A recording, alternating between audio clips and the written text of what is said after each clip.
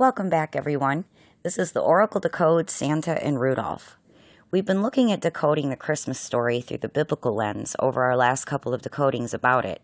And in this one, we're going to look at the Christmas story of Santa and Rudolph the Red-Nosed Reindeer, because this Christmas Eve, of what we commonly call the year 2020, the alignment in the sky story will show us exactly where the story of Rudolph the Red-Nosed Reindeer really came from.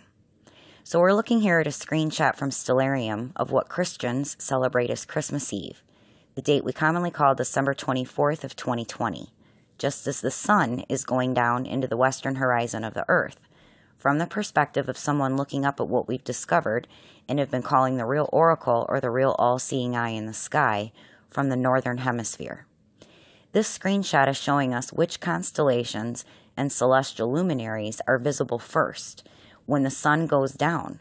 And as you can see, it's the combination of Cetus and Pisces that we've looked at in many decodings before, playing many different leading roles.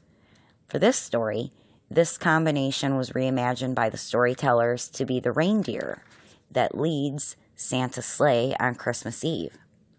You can see the reindeer antlers in the constellation of Pisces on top of Cetus's head, right? But Rudolph's nose is not the moon, that this year happens to be right in the location of Cetus's nose as well, because we all know that Rudolph's nose is red, right? So we're going to go forward to the first hour after the sun goes down on Christmas Eve, so you can see the end of Rudolph's red nose light up. As you can see, that's corresponding to Mars this year on its cycle, found right in the middle of the constellation of Pisces.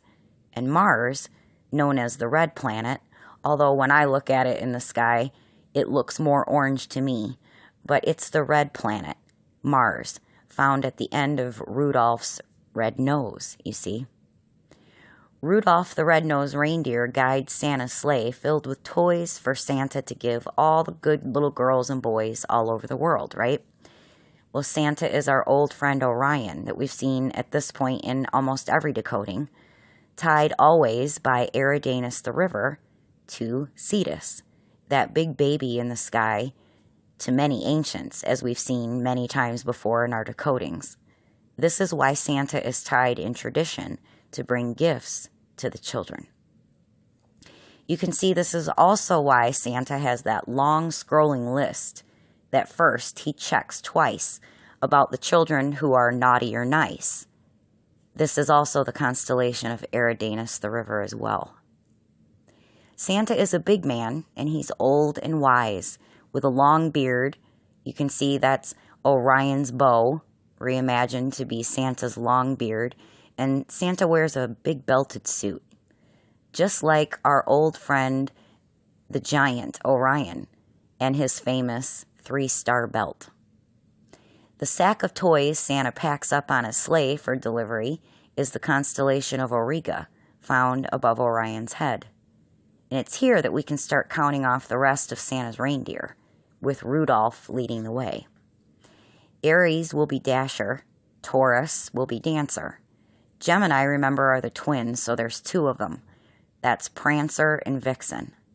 Now there's a total of 9 reindeer because, as you're going to see, they're there to keep track of Santa's time. So we've gone forward now a few more hours on Christmas Eve, almost to midnight, turning into Christmas. And you can see now Santa's sleigh is in sight that Rudolph and the other 8 reindeer are pulling. Santa's sleigh corresponding to the constellation we nowadays call Monoceros the unicorn.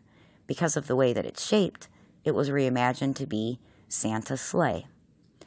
The elves are there at the North Pole, of course, corresponding to the constellation of Camelopardalis, the giraffe, as we know it nowadays, reimagined to be the elves at the North Pole wearing pointed hats because of the way that the constellation is shaped, but also because it's just before midnight of Christmas that these little elves are right at the north-south meridian line. In other words, they're up there at the North Pole of the north-south meridian line. And now we have also 2 more reindeer to count out. We've got the constellation of Cancer as Comet and the constellation of Leo playing Cupid. In this screenshot now, we're just 2 hours past midnight on Christmas, where Santa as Orion, you can see, is making his around-the-world trip. And we have another reindeer in the constellation of Virgo to count off. Virgo is Donner. 3 hours later, as Orion, or Santa, is making his way to another part of the world, with the sleigh headed out of sight, we find our last reindeer to count off, the constellation of Libra, corresponding to Blitzen. And from this shot, you can see what's going on in that other world, or the underworld realm, from our Northern Hemisphere viewers' perspective, as Santa is delivering the toys to the good girls and boys there, who will wake up on Christmas morning. As you can see, the sun will soon come back up above the eastern horizon in this screenshot. But if you look at what is now at the special cross of the north-south meridian line in the arc of the ecliptic, you'll find the constellation of Pisces. And from our perspective, Pisces is turned upside down, just like the shape of a Christmas tree, found on the tree of the north-south meridian in the arc of the ecliptic, with what appears to be ornaments hung on the end of Pisces, or the Christmas tree's branches.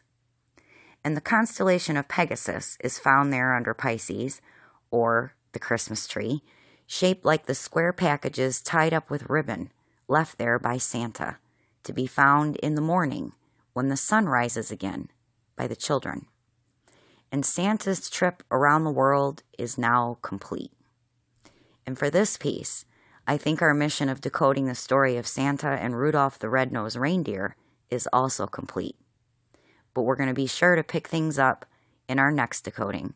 So as always, be well.